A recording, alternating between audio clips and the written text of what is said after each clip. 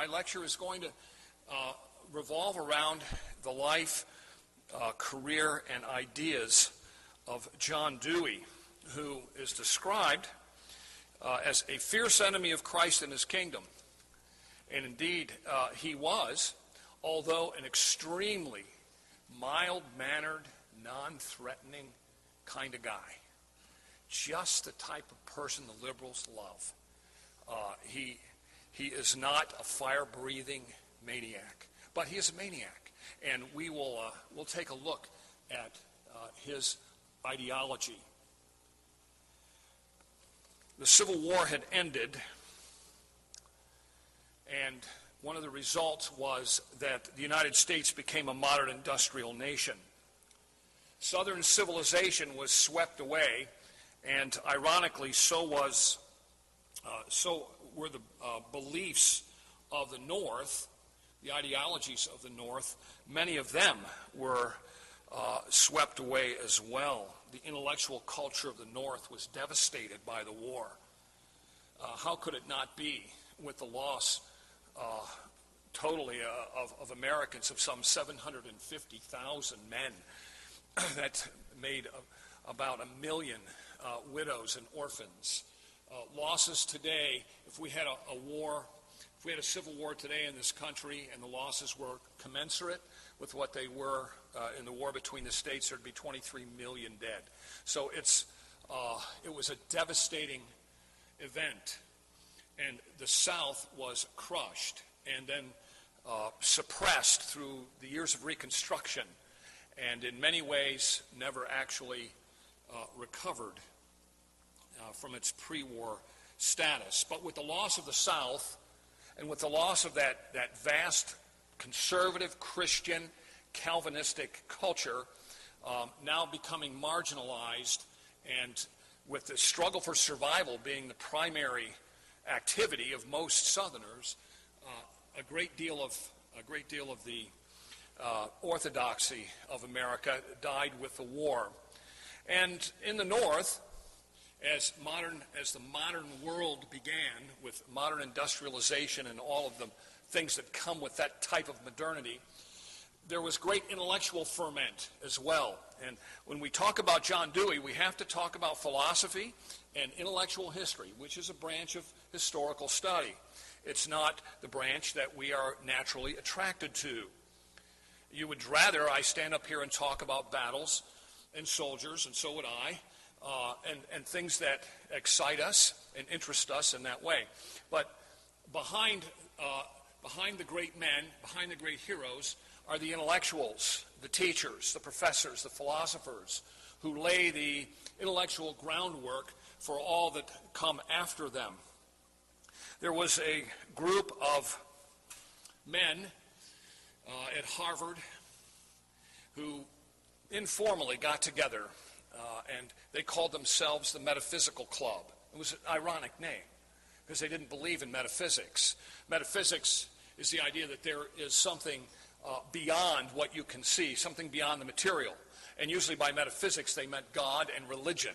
That was their euphemistic term, was metaphysics, something beyond the physical world. And so they called themselves the Metaphysical Club because they rejected metaphysics. A typical Harvard irony, you might say. And those men were brilliant intellectuals. They were led by a man named Charles Peirce, who you probably haven't heard of, or Pierce, some pronounced it. He was a brilliant mathematician, a logician, a philosopher. He invented the discipline of semiotics, which is a very interesting thing to me. William James was one of these young men who was the father of modern psychology. And a third one whose name you might have run across somewhere in your life is a man named Oliver Wendell Holmes Jr. Oliver Wendell Holmes Jr., of course, was the son of Oliver Wendell Holmes, who was already a famous intellectual in New England and in America. But his son, Jr., fought in the war between the states. He was wounded 5 or 6 times, desperately wounded. He was a Union officer in the war, but he survived. And he would go on to transform the American legal culture. These men got together, and in essence what they said was, Calvinism is dead, conservative Christianity has been crushed, and it has to be replaced by something. Now, they didn't use those words, but that's what they did. And that something that they replaced that with was a philosophy, a quintessential American philosophy that they believe they invented and developed, although the basis of it, the essence of it, that philosophy has been here since the beginning of time, and that is the philosophy of pragmatism. So as a formal philosophical school, these men were the founders of that philosophical school, particularly Charles Peirce. But the man who popularized pragmatism and the philosophy of pragmatism was a man by the name of John Dewey. And so important did he become, and so famous and so popular, that today he is called the philosopher of America. What he created and what he taught and what he promoted is so much with us that it's incredible. I mean, you'll be incredulous when you realize when you look around you in our modern world and you see what's happening and the ideologies that have gained preeminence in our nation, you're going to see they all came from the pragmatic philosophers, in particular John Dewey. Now, in the 19th century, there was a philosophy of history called the great man theory of history, that God in his providence raises up individuals at different times throughout the past to do great deeds, and that history is moved in one direction or another by great men.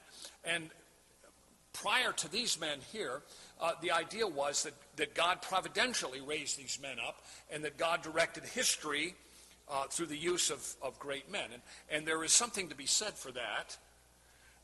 And always included in that list were Alexander the Great, maybe Cyrus the Great, Alfred the Great. You know, if they were the great after their name, historians thought they were great. So they qualify as great men of history. Also, they include like Napoleon. And if the 19th century historical philosophers had lived into the 20th century, they would have looked back and said Hitler and Stalin were also great men that steered history and that did great things. They probably include Franklin Roosevelt and all kinds of other miscreants. In any case, the great man theory of history is highly discredited today for a whole variety of reasons. But what's interesting is sometimes in the great man theory, they also include the philosophers. And nobody has influenced history more and done more to wreck true Christianity and biblical faith than the philosophers of history. I mean, Plato and Aristotle, Thomas Aquinas, although some people get angry at me putting him in there with philosophers who ruin God's kingdom, for he is the great philosopher of the Roman Catholic Church. But these men, and Muhammad is included, Confucius, great intellectuals, great philosophers of history. And nowhere in that list, typically, since he's more 20th century, is the intellectual philosopher John Dewey. But if you're going to make a list of philosophers who have changed history through their ideology and have had an enormous impact on the world, John Dewey has to be included. Now, John Dewey is not the former governor of New York State, whose name was Thomas Dewey, nor was he the admiral of the U.S. fleet in the Spanish-American War, also with the surname of Dewey. John Dewey was, well, let me read to you an introduction to a very fine book called the Metaphysical Club. John Dewey was not a member of that little group of intellectuals, but eventually he came to know all of them, to imbibe their philosophy, and then to take it and communicate it on the popular level and on the college level and the seminary level to the American intellectuals of the 20th century. And The author of that book begins this way. On January 18th, 1859, in Burlington, Vermont, a little boy named John Dewey fell into a pail of scalding water. His parents applied oil to his burns and wrapped him in cotton batting, but there was another accident, and the batting caught fire. The next day, the child died. He was 2 1/2. It was a sad and terrible story, but the parents found a means of consolation, and 9 months later, almost to the day, on October 20th, 1859, they had another baby. He was named after his dead brother. This John Dewey lived to be 93. He died the year I was born, and became one of the most celebrated public intellectuals of his time. He published books on psychology, ethics, education, logic, religion, politics, philosophy, and art. He wrote for scholarly journals and for journals of opinion. He lectured before almost every kind of audience. He helped to create and sometimes to lead many prominent political and educational organizations: the American Civil Liberties Union, the National Association for the Advancement of Colored People, the League for Industrial Democracy, the New York Teachers Union, the American Association of University Professors, and the New School for Social Research. It's scarcely an exaggeration to say that for a generation, no major issue was clarified until Dewey had spoken. Henry Steele Commager wrote in 1950, when Dewey was 91 and still active. And there were few public issues in which Dewey did not speak. So for those of you who have never heard of John Dewey, this is a door that you need to peek behind, because you will find him in so many areas of American public life and social organization. It is remarkable. Although he never joined the Socialist Party, his political views were much closer to the socialists than even the New Deal welfarism of Franklin Roosevelt. In fact, he voted for Norman Thomas 3 times instead of Franklin Roosevelt. Norman Thomas was the Socialist Party candidate in the 1930s. Dewey was one of the world's most mild-mannered people, but his career, as one historian has said, was that of a man who never looked back. He kept what he wanted from what he'd learned, and he left the rest behind without regret. Nostalgia was not an element of his temperament. His father had been a storekeeper. His mother was a very outspoken evangelical Christian. In fact, she used to badger her children with, "Are you right with Jesus?" She used to ask them that all the time. He got tired of hearing about it. Apparently the answer was no. At least the rest of his life indicated a negative. He was glad to leave Burlington, Vermont. He did attend the University of Vermont, graduating in 1879, a class of 18 students. He taught high school in a little place in western Pennsylvania called Oil City. That's where my mother was born. He returned to Burlington to study philosophy privately, went to graduate school at Johns Hopkins, graduating in 1882, and from there, his meteoric career was launched. Christian philosophers and Christian theologians and teachers that we admire have spent both of them, the two men that I have in mind have spent a good deal of their life reading about John Dewey and analyzing him from a biblical perspective. And far be it from me to try to expand on their analysis of him. But what I am going to do is acknowledge my debt to C. Greg Singer in his book, The Theological Interpretation of American History, a book that should be on your bookshelf, has an entire chapter on Dewey. And Rusas Rushdoony, Dr. Rushdoony says a great deal about Dewey in virtually every book that he wrote. You'll find Dewey back in the table of contents someplace, or in the references. There's an entire chapter on Dewey in the messianic character of American education. Now that chapter is a little bit opaque, it's a little difficult to read, but if you have a Christian philosophy of education, that title, I think that's the title of it, Christian Philosophy of Education by Rushdoony. Dewey is on every page all the way through. Because as Rushdoony analyzed the nature of Christian learning, of Christian epistemology, you might say, as he analyzed that, he had to wrestle with John Dewey.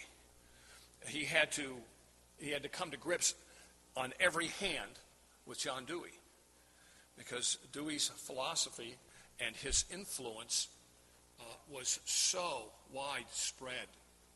In the 1920s, John Dewey's disciples, of which by that time there were thousands in all the teachers' colleges of America, were going out and taking over all of the government schools in America.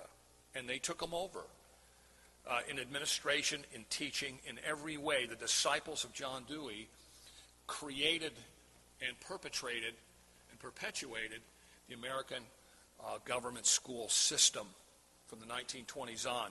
He was influential even prior to that. He was influential in the 1890s and forward, but as the longer he lived and the more he wrote on and the more he was respected, the more people became disciples of John Dewey. Now, John Dewey did not come to all of that in a vacuum. When you start talking about a man of his stature and the influence he had, where did he get his ideas? He didn't get them from his mother. He got them from somebody, though. And that somebody is the same person that informed the intellectual culture of America, and still does. And that was Charles Darwin. Of all of the men of American history who've had the most profound influence, Charles Darwin is it. He's number one in my book for his influence on American history, on American political culture since the 1870s. He published On the Origin of the Species in 1859 or 1860, just prior to the war between the states, and that book made its way across the Atlantic in the early 1860s and began having an impact in northern universities pretty quick. Only one country bought in, by the way, as an aside, only one entire country of intellectuals. And when I use the word intellectuals, I'm talking about men who fill the universities and seminaries and train all the teachers and pastors. And one country went over whole hog to Darwin and Darwinism, and that was Germany.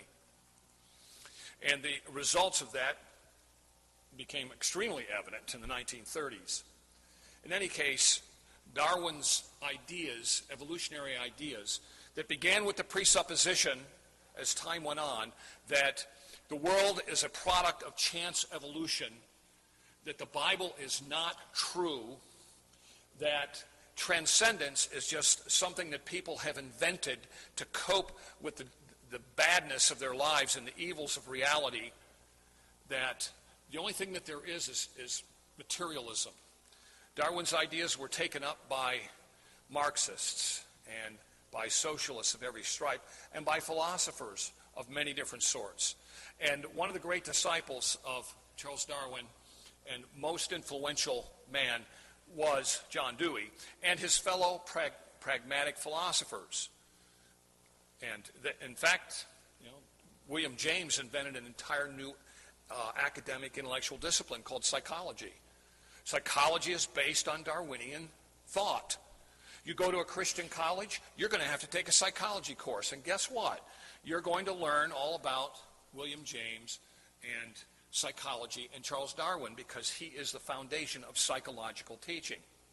And of course that branched off into all kinds of things, social psychology, psychiatry, all kinds of other things. But at the base, at the bottom is William James. And in William James's head is Charles Darwin and evolutionary thought. So Darwinism is going to affect everything. And it's going to be the foundation of pragmatism. As Greg Singer says, Darwinism not only reshaped American constitutional and political thought, it also wrought a veritable revolution in every aspect of American thought and practice. It brought into focus a new world and life view by which every aspect of intellectual interest was to be reshaped according to the principles of Darwinian thought.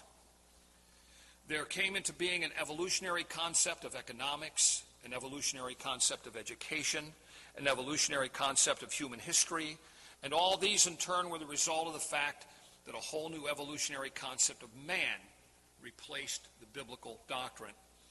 Even the democratic philosophy of the Jeffersonian, Jacksonian eras was rewritten to give place to this evolutionary conception of human nature. So revisionism began in history with the coming of Darwin. They reread back into American history and began changing it to conform to evolutionary thought. Now, when I say this, it's not to say that during the latter half of the 19th century and throughout the 20th century, there weren't Bible-believing Reformed Christians. There were, and there were a lot of them, and there were still a lot of them in the South. But as far as the universities were concerned and the major mainline seminaries were concerned, they wanted to keep up with the new gods. And the new gods were Darwin and science. And every time I use the word science, I'm going to put quotations around it because it's science by the definition of the Darwinian evolutionists. And it was the idea that truth can only be ascertained through experiments, and when it was applied to society, through social experimentation. And when Dewey got a hold of it, it was through experimenting on children in schools and developing new educational theories to put into practice. And so it had its effect, and it was based on a different view of man than what, generally speaking, Christianity had been teaching for centuries. Well, now God was not the center of the universe, and God indeed was not the center of reference. Man is. Man is the measure of all things, was the phrase that became most popular. Some men tried to salvage something of theism and theistic evolution, and they were laughed off the stage. When you compromise on Genesis, you lose the whole game. And that's what they tried to do. They tried to accommodate this new evolutionary scientific theory. They tried to accommodate it to the Bible.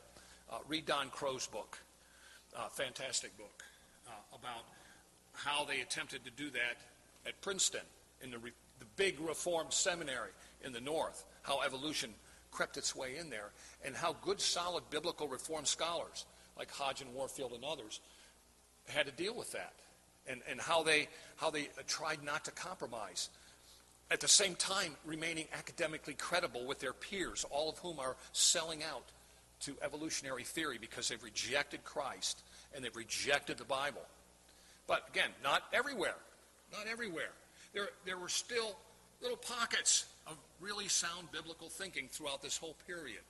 So I'm talking about popular culture, and I'm talking about the major universities and how Darwinism was creeping in, and how John Dewey was able to take that creeping barrage of evolutionary theory and move it into the creation of the educational system of America and other things, not just education. But I'm just going to kind of focus on that because of our time constraints. But now that man was the center of all things, the self-conscious Darwinists left no more place for the biblical view of providence in the affairs of men. And so the idea that God has created the world and governs it through his various providential means was rejected. And to even raise that issue was to be laughed out of your college and university. Imagine what it's like today. And of course the new central factor of history and historical interpretation is chance, luck, contingency, whatever they wanted to call it. But it was no longer the providential and creative hand of God. American philosophy immediately reflected this changing intellectual environment with the appearance of pragmatism. Pragmatism was the philosophy that accommodated Darwin and then popularized it in all of these different disciplines, in law, in psychology, in education, in social theory, in politics, in every aspect of American culture. It had its influence. And the Metaphysical Club, again, a sort of an ad hoc group, were at the forefront, at the cutting edge of developing pragmatist theory. Dewey's basic thought he called it instrumentalism. And by this term he meant that ideas become true if they are of use. That is, if they can be used in society. So you experiment with various new ideas not tethered to the eternal verities of Scripture or the certainties of the past. You have a new idea, you experiment with it. And if it seems to work, then it's true. And then it's useful. Dewey didn't like the word pragmatism, so he used the word instrumentalism, but he's considered the dean of pragmatist philosophy. Rushdoony, in fact, says Dewey wasn't a pragmatist because of some other things that he believed in practice. But all of the philosophy books, and I've read a number of them, put Dewey at the forefront of pragmatism. Of course, Rushdoony takes a biblical view of things, and they don't. Nonetheless, pragmatist theory was indeed a part of his thinking, in fact, a central core of it. So, the mere experience of doing something does not constitute knowledge for Dewey, but the use which the individual makes of this knowledge gained through experience. For Dewey, there was no such thing as objective absolute truth, only a warrantable assertability. Talk about a weasel phrase. Because there can't really be any final truth. He's already abandoned the possibility of that by rejecting Scripture. So truth is of your own subjective construct. So if something works, then it becomes true for you. And, of course, that's a modern philosophy that many people hold today and that certainly is still taught. But Dewey was convinced that supernaturalism had no place at all in his system, and he was quite correct in this, for he saw that there was no common ground between Christianity, between Christian theism, and evolutionary naturalism. And with that, we agree with him wholeheartedly. In fact, that's what presuppositional apologetics is all about. Cornelius Van Til is the one who brought this out so effectively in the 20th century, that there isn't common ground between Darwinian naturalism and biblical Christianity. Well, what did Christian philosophers and teachers and pastors throughout the 20th century try to do? They tried to accommodate and find common ground. Find things that you can agree with, and then maybe you can persuade somebody into the Christian faith because you have certain things that you believe in common. And Van Til said, you have to begin at the beginning. And the beginning is the Bible as the inspired, inerrant Word of God, and Genesis as historical and literal. And if you don't start there, you can't end up. You will not end up in the right place. And that's not a common ground that the naturalist philosopher is going to go to. He's not going to agree with you on that. So you begin at what you know is true. And you may find the debate pretty short when you try to do that, but nonetheless, there isn't common ground, as Dewey rightly saw.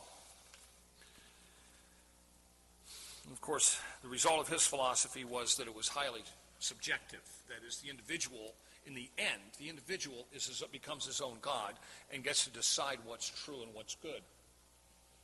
And we've seen that blossom in our modern times. Now, through this kind of teaching, there was great resistance among Christians. It was difficult for the pragmatists to take their philosophy and make it intelligible to the common people, to the way people actually lived and thought, and what they knew from the Scriptures and learned in their churches. So it had to be kind of a slow evolutionary process of infiltrating the church. And the way they did it was through the seminaries. The way they did it was through the higher learning, through the intellectuals. And they also did it through intimidation. Because once science became the new God, the new creator of truth, the new arbiter of reality, once science became that, then science was the purview of the universities. And so if it couldn't be scientifically proved, then it just couldn't be true. And if you didn't believe that, then you were not on the cutting edge of intellectual progress. And speaking of progress, there was a movement that was created, in a political movement, political and social movement that was created at the same time, and that accommodated progressive thinking. In fact, was an outworking of pragmatic thinking, and that was the progressives and progressivism. The belief that man can make social progress through the use of his reason, and in particular through the government creating the right kinds of environments. One of the things that Dewey liked to talk about a lot was environment. And by that he meant the environment in which you learn. And when it came down to things like social problems, slums in Chicago, disease running rampant through the massive housing projects where the people worked in the big factories in the North in particular, those social problems, they were soluble. They could be solved if enough progressive interest was expressed through government regulation or government new laws, restricting how big business operated, creating new environments for people. Now this is going to be taken, that idea is going to be taken to its logical conclusion. Keep in mind, this is all outside of the church. And one of the problems with the success of pragmatic philosophy and progressive thinking is because they took over areas that the church used to speak to. They took over areas in the society and culture that used to be addressed from the pulpit. And after a while, the only pulpits that were addressing that were the liberal pulpits, who were talking about social progress and helping the poor and feeding the hungry and making safe working conditions for the working man. And the evangelical pulpits, they only preached one thing. They only preached accept Jesus and get down front and sign that card. And they were not addressing the culture in any way. They were not preaching the whole counsel of God, I would argue. And so to some extent, the evangelical church was backing off from areas that it used to address. And the liberal church was stepping forward with their new ideologies of progress, of evolutionary progress, and the use of government to effect it, and that sort of thing on the social level. Dewey had developed his educational theories, and one of the motivating factors, or one of the things he learned from and incorporated, was he lived in Chicago, and he created his own experimental school in Chicago, and it was at the University of Chicago, and he was motivated and excited and learned from a big social experiment in Chicago. Isn't it funny how Chicago keeps popping up in our day and age? Well, it was the same thing back then. That was where the pragmatists, that was ground zero for the pragmatists to work out their philosophies in education and other things as well. But the Hull House had been founded by a woman named Jane Addams. I don't know if any of you are familiar with Jane Addams. She's raised in a Christian family, member of a Presbyterian church, but she'd read some books that really influenced her. Giuseppe Mazzini's Duties of Man, and in particular John Stuart Mill's The Subjection of Women, or the Subjection of Women. It made her question what she called the social pressures on a woman to marry and devote her life to family, which is something she never did. Adams traveled to Europe, imbibed some of the newest ideas in social progress, returned to Chicago, and founded what was called the Hull House, Hull. It was the first settlement house in America, and it was designed to help immigrants integrate into American society, but it was a vast experimental place based on feminist ideas. It was one of the foremost places where women's suffrage was promoted. And by the way, Dewey, of course, was a great exponent and proponent of women getting the right to vote. This is all connected with the progressive idea that that Adams and Dewey and others. But Adams and Dewey had lots of long conversations into the night. And her experiments at the Hull House, and I'll leave you to read about that and explore that further, motivated him to start the school that he started as an experiment in education. And it was teaching based on the pragmatic philosophy. And the school was jam-packed, and pretty soon there were satellite schools. It wasn't until this was in the 1890s. It wasn't until the 1920s that Dewey actually took over the American public education system. It's kind of interesting to me that, I talked to my parents who were in school in the 1930s and 1940s, how they said, the school I grew up in was really great. This teacher here and that teacher there were Christians, and we were well ordered. We wore uniforms, or there were no problems in our schooling. We learned a lot. Well, those government schools, while well ordered and still culturally conservative, the teachers were inculcating the students with the necessity of the government instructing the children and creating good little citizens.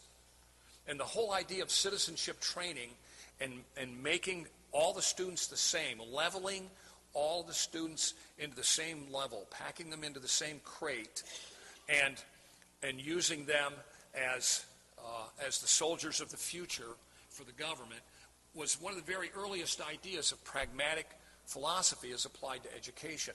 It was a leveling, make everybody the same, and that's where Dewey was so effective in his teaching. Was he loved democracy. He talked about democracy all the time, and by that he meant making everybody the same.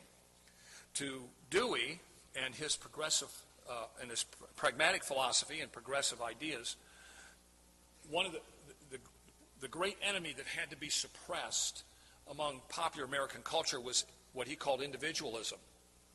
The idea that an individual can excel and exceed others and be better than others. And that had to be suppressed. Everybody had to be brought into the same classroom and given the same information and made to be the same. And then carved out by experts, the educationist experts, who decide where students ought to go and what they ought to be. And at the same time, of course, modern feminism is becoming very effective in education as well, even during the 30s and 40s. When I think back to my schooling, it was a well-ordered school. We didn't have riots. We didn't have riots, rapes, or murders, not a one, in the 1960s when I was in high school. Did I learn that God was the center of the universe? Did I learn that we can't have knowledge apart from the creative actions of God, and that Genesis was true and was historical and has implications, and that evolutionary theory is bunk? I learned any of that? Oh, no. I learned all the opposite of those things. Because in the 1960s, John Dewey was the reigning pope of American education, and still is. It's gone the next exponential steps beyond 40, 50 years ago. But it began in the 20s.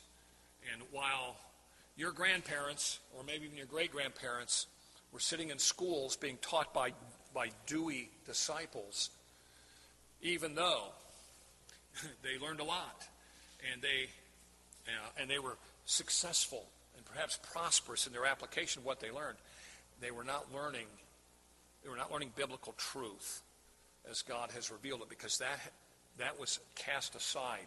Now, there were exceptions. There were always exceptions in different places.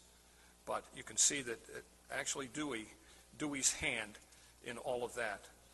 It was the purpose of Dewey to bring education to the aid of society so that it would have those experiences which would contribute to the material progress of its further democratization.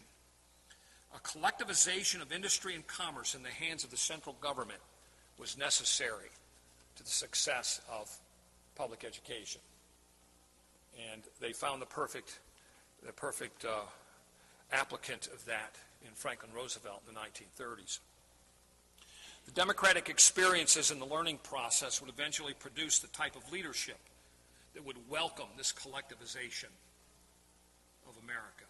And they did it through the schools. They did it through the teachers. People wonder why we have the government we have today. Because we grew up there, you know, when we were growing up in the 50s and 60s, my generation, it wasn't exactly like it is today, but we were being taught the very things that the collectivists have now triumphed in American education. Dewey has trained the politicians, the preachers, and the producers of our generation. And he died in 1952. He died 61 years ago. And his ideas are still the groundwork of all American education. The idea of leveling, of producing correct attitudes, which correctness was largely dependent on the contribution they would make for the further democratization of American society. Expand the electorate, make everybody the same. Of course, that has evolved to some extent into get everybody working for the civil government, make everybody beholden to the government. Subjects were not important for their own sake. The training of good citizens for democracy was the goal. And I was told that growing up. I didn't know any better. I mean, it sounded good to me. But, you know, children take what they're told by their teachers. Dewey's conviction that there was no truth. And he himself conceded that his educational philosophy was anti-Christian. And certainly that has been put into practice in recent years even more than when he was living 60 years ago.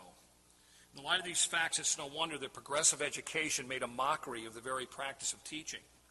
Democracy can be practiced in the classroom if the educational program is to contribute to the further democratization of society. You know, a couple years ago we were shocked when we read in the newspaper that kindergarten teachers were having all the children, everything they brought to school, put into a big pool, into a mass. Turn over your crayons, turn over your backpack, turn over your lunch. We're going to redistribute it so that everybody has the same amount and has the same stuff. You know, that was in the news 10 years ago when schools started doing that. They're going to get equality of outcome. They're going to get everybody the same, and so they take everybody's property and they redistribute it, and that's the way society should be. And they're teaching that in kindergarten, and have been for some time. Well, those are the results. Those are the results of Dewey's philosophy, and he would be very pleased at the success of his ideas. And of course, in history, you know, progressive education, the strong antipathy with which progressives had for the teaching of history in particular, it has to be studied as a kind of current event situation. Only those facts which have some relationship to the dominant purpose of furthering the democratic society will be presented. So, the textbooks have gotten rid of George Washington, Robert E. Lee, for heaven's sake, Patrick Henry, and they've been replaced. They've been replaced, you know, with Margaret Sanger and Lucretia Mott and Martin Luther King.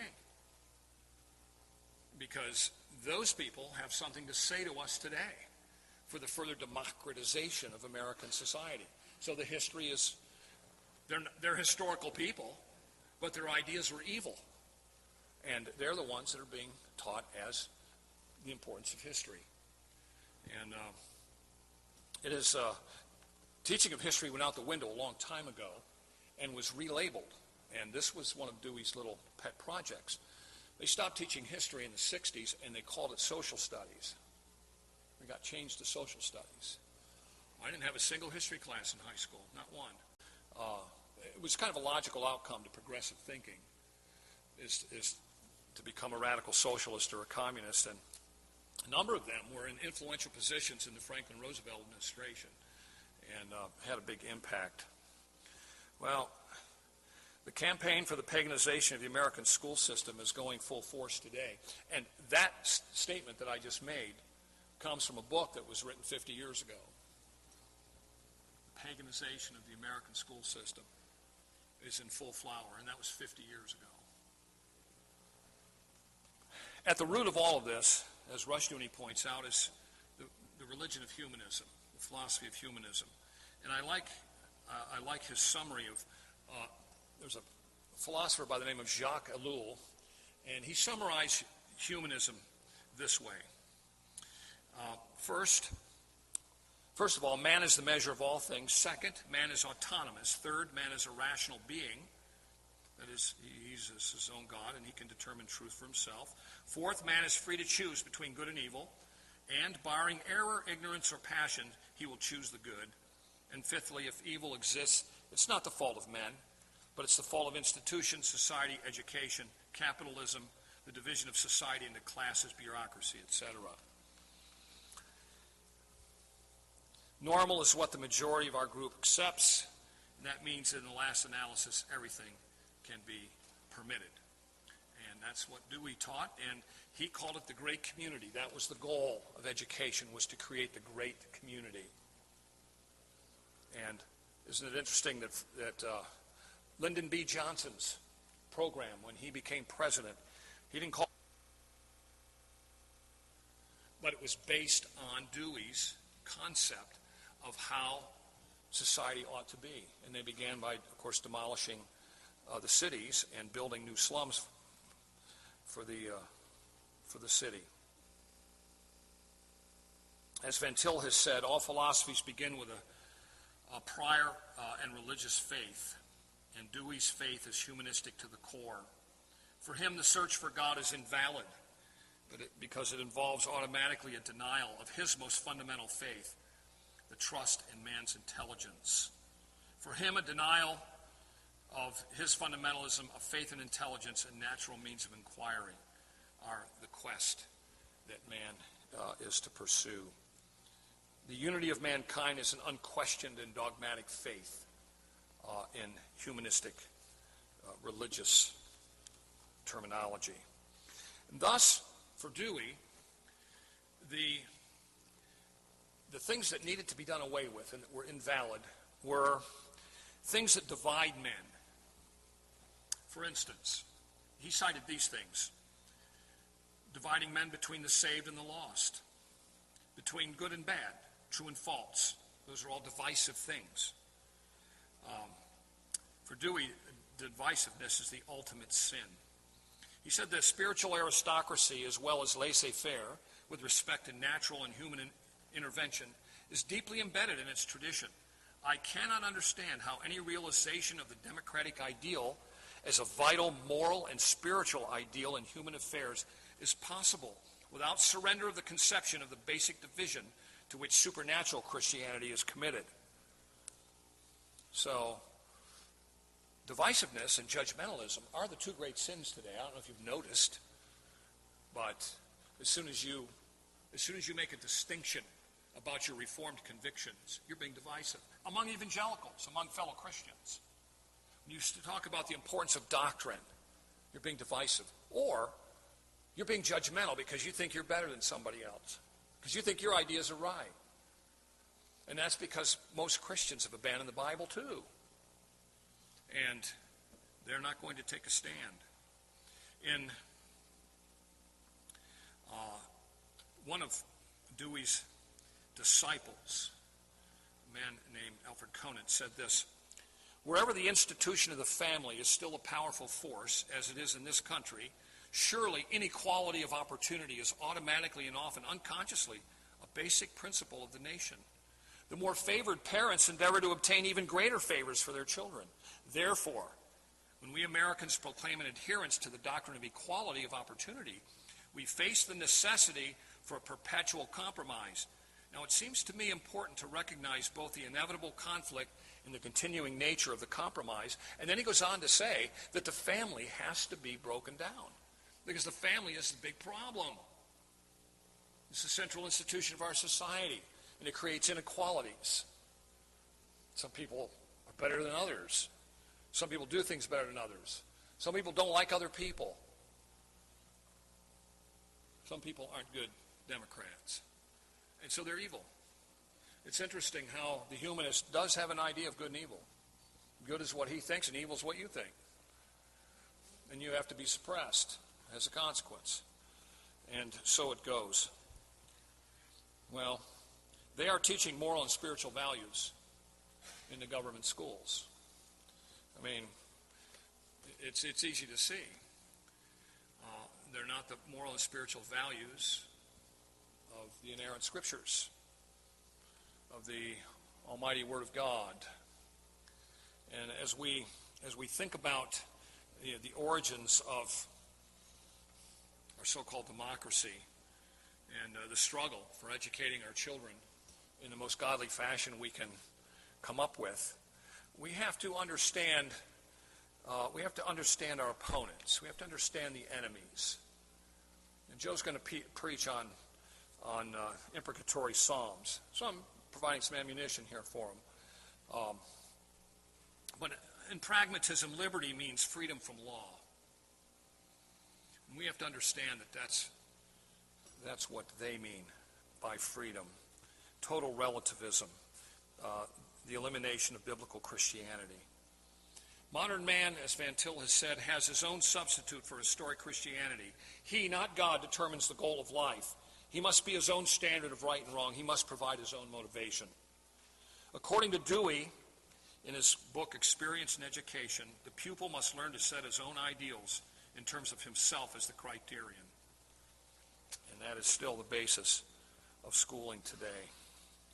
Well, they want to eliminate what they call the dead wood of the past, and that has to do with us. Well, here are the words of John Cotton from 1663, a great Reformed pastor from Massachusetts. He said, "The best form of government, to make the Lord God our governor, is the best form of government in a Christian commonwealth. That form of government where, one, the people that have the power of choosing their governors are in covenant with God, wherein the men chosen by them are godly men and fitted with a spirit of government.